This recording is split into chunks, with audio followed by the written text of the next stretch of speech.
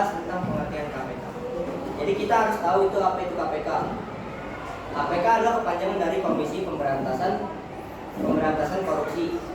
Nah, KPK didirikan untuk bertujuan menindas tindak pidana korupsi di negara Republik Indonesia. KPK bersifat independen dan bebas melakukan tugas dan wewenang.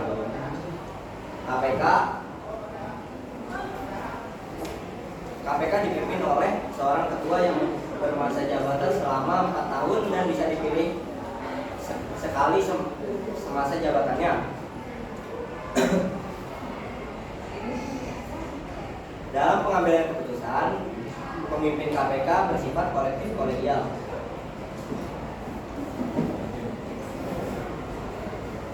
Selanjutnya yaitu tugas dan peran KPK. Dalam pelaksanaannya, KPK berpedoman pada 5 asas. Yang pertama yaitu kepentingan umum, keterbukaan, akuntabilitas, kepastian hukum, dan juga profesionalitas.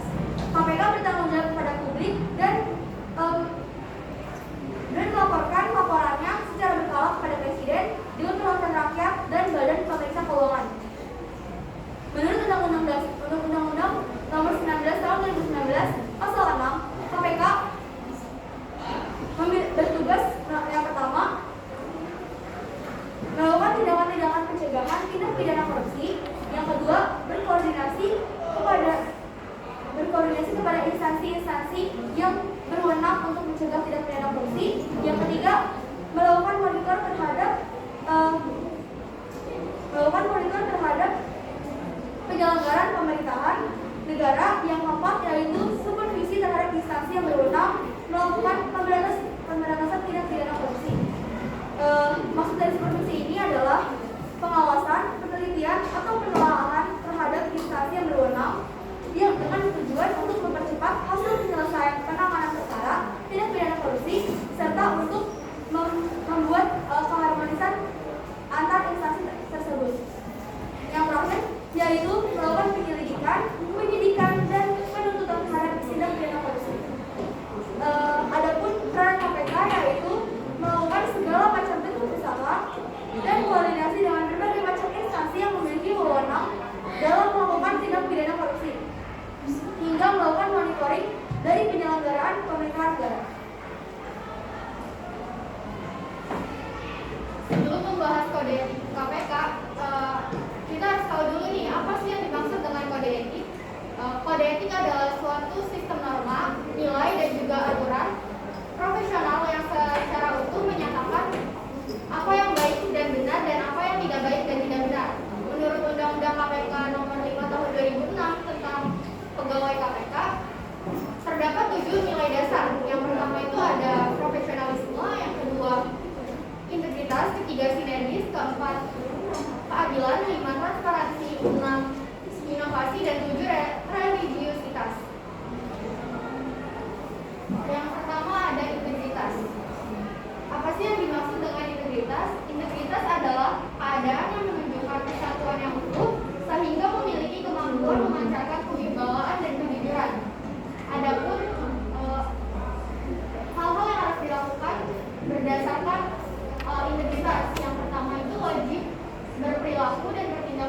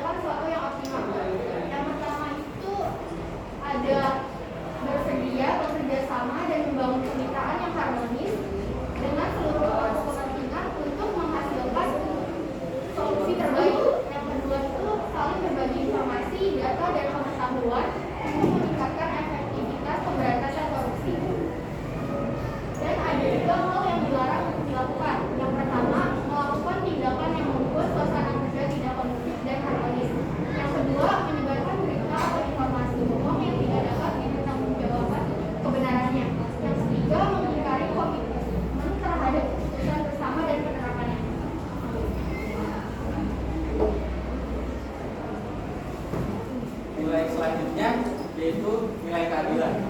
Untuk mencerminkan nilai keadilan, setiap insan komisi harus mengakui persamaan derajat dan menghormati hak dan kewajiban setiap insan komisi,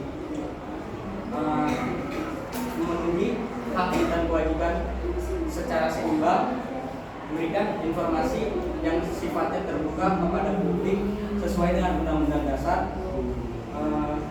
Lalu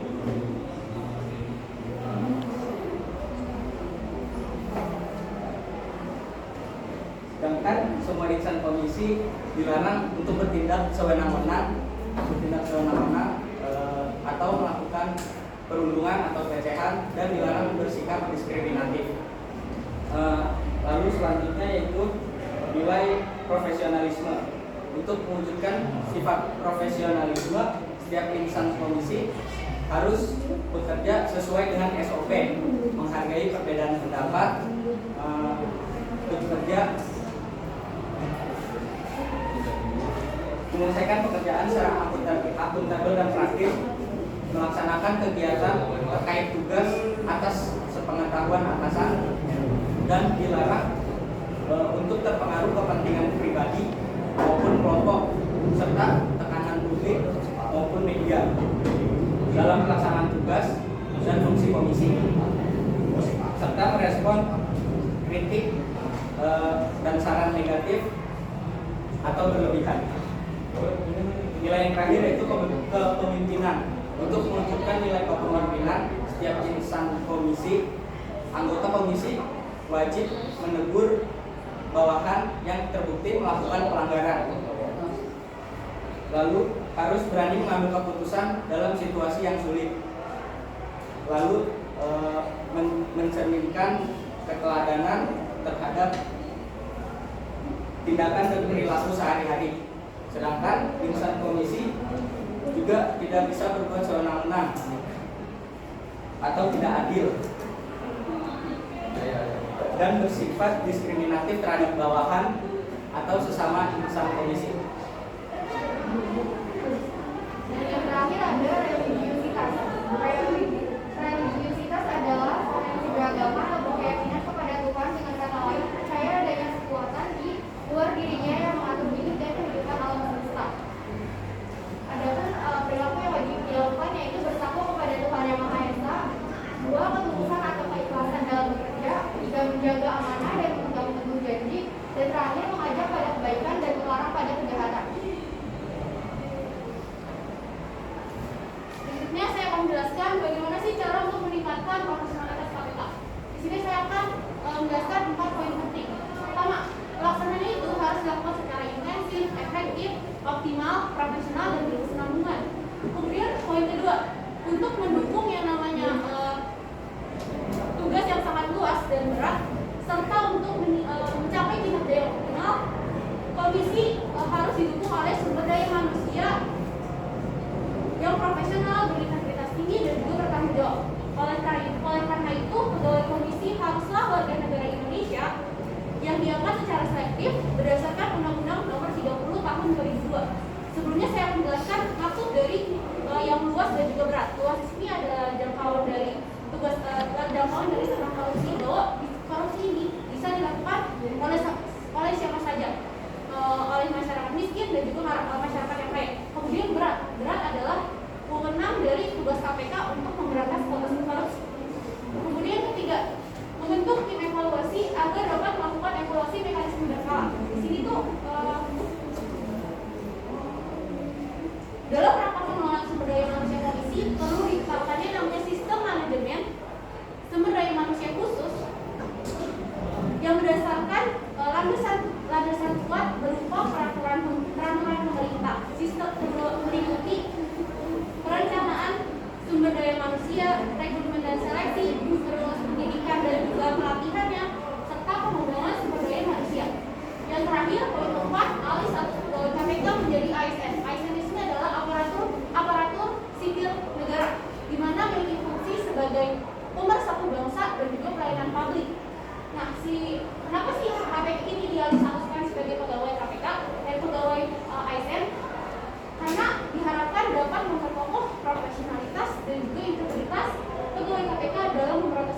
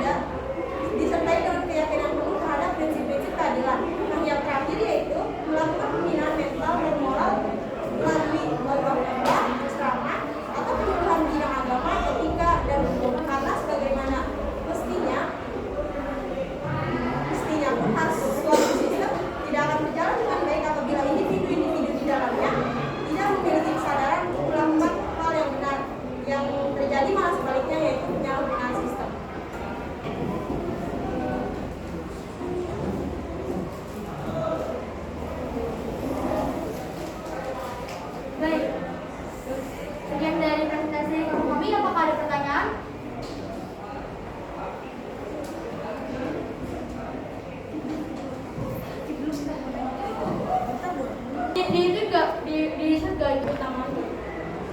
Mau nanya, tadi kan nyinggung soal kolektif kolegial ya, tapi nggak dijelasin kan itu untuk waktunya atau memilih apa. Nah, apa sih yang dimaksud sama kolektif kolegial itu?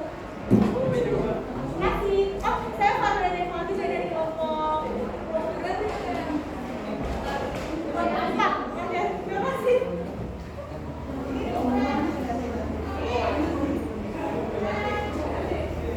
Assalamualaikum warahmatullahi wabarakatuh. Terima kasih jawabannya di sini. Oh iya. Terima kasih pertanyaannya. Di sini kami akan menjawabnya. Jadi sifat kolektif kolegial itu adalah sifat pemimpin yang mengutamakan musyawarah dan mufakat dalam setiap perencanaannya. Terima kasih. Aku mau nanya, dari Asifa dari kelompok 3 nanya tadi kan disinggung tuh UU nomor 30 tahun 2002 itu apa sih isinya dalam demokrasi? Saya Sabrina izin jawab ya. Jadi isi dari Undang-Undang Nomor 30 Tahun 2002 ini, 2002 itu isinya tentang segala sesuatu yang berhubungan tentang KPK. Mau itu tentang wewenangnya, tugasnya, kewajiban dan lain-lain.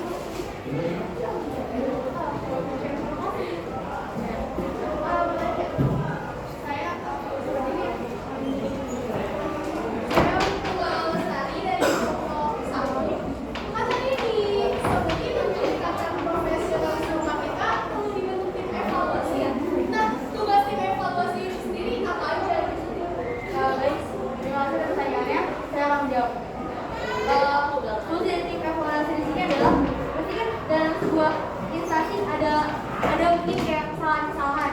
Nah, tim evaluasi ini bertugas untuk apa sih yang harus diperbaiki dan juga apa sih yang harus ditingkatkan seperti itu. Misal kalau misalnya dari publik memprotes suatu hal gitu kan. Nah, tim evaluasi ini bertugas untuk meningkatkan kepuasan publik terhadap dari kerja instansi tersebut. Gitu. Misalkan nih ada yang nggak puas, nanti tuh bakal gimana penanganannya? Apa ditanya yang mau tidak puasanya di mana? Setahu saya kepuasan itu kan pasti ada kayak di apa sih kayak waktu itu kayak kepuasan masyarakat terhadap polisian juga itu ada isi formnya ada isi formnya. Nah, fungsi dari tim evaluasi ini kayak lihat isi formnya itu dan juga kayak apa sih yang bisa ditingkatkan dari KPK ini dan juga apa sih yang harus diperbaiki dari si KPK ini dari pengembangan dan kelebihan KPK ini